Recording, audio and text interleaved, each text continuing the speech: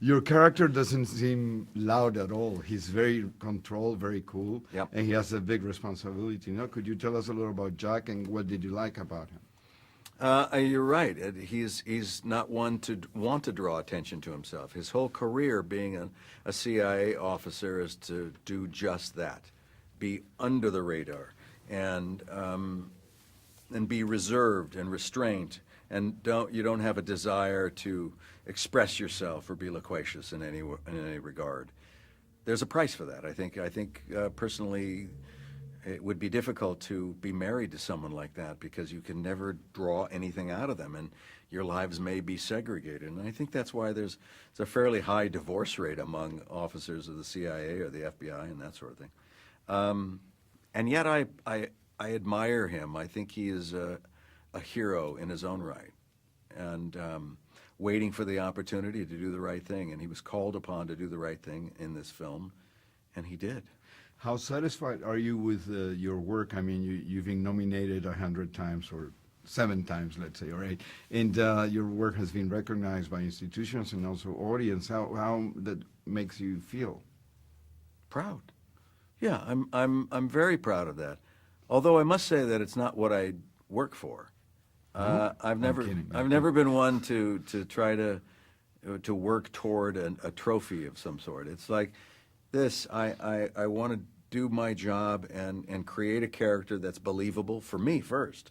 And if I believe it, then I think other people will believe it. And I'm a stickler for believing my own characters. So I do a lot of work and homework. And but what's great about what Chris Terrio was able to draft in the script is that it's so clear. The guidepost for an actor like me and where he's going is so clear and understood that you have to do less work in a movie like this than you would in a film that's not written as well.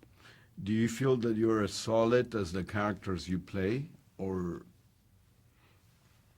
I hope that my personal life I'm solid as a rock, so that in my professional life I can fall apart.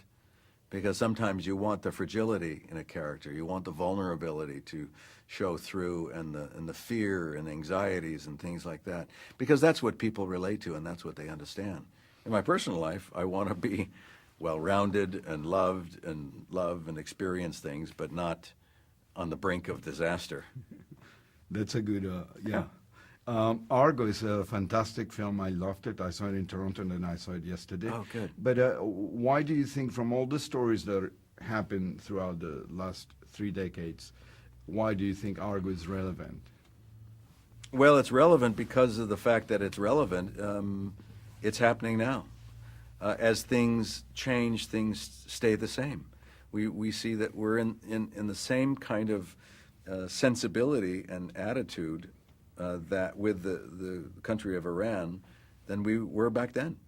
So nothing has changed. Nothing has changed, and everything has changed. Technology and all that sort of thing, and hopefully we've grown. I hope that the message of Argo is that it shows what is possible, that there is greatness in human beings doing the right thing for reasons greater than themselves. I was telling Ben Affleck that maybe the Oscar he won for Good Will Hunting needs a little partner for Argo. What do you think of that? Are we going to see you guys walking down that red carpet at the Dolby, not the Kodak, the Dolby theater, or what? With your tuxedo? Or? I have no idea. Certainly if someone tapped us on the shoulder and said, hey, your movie's being honored and nominated for Best Picture, I would be enormously proud.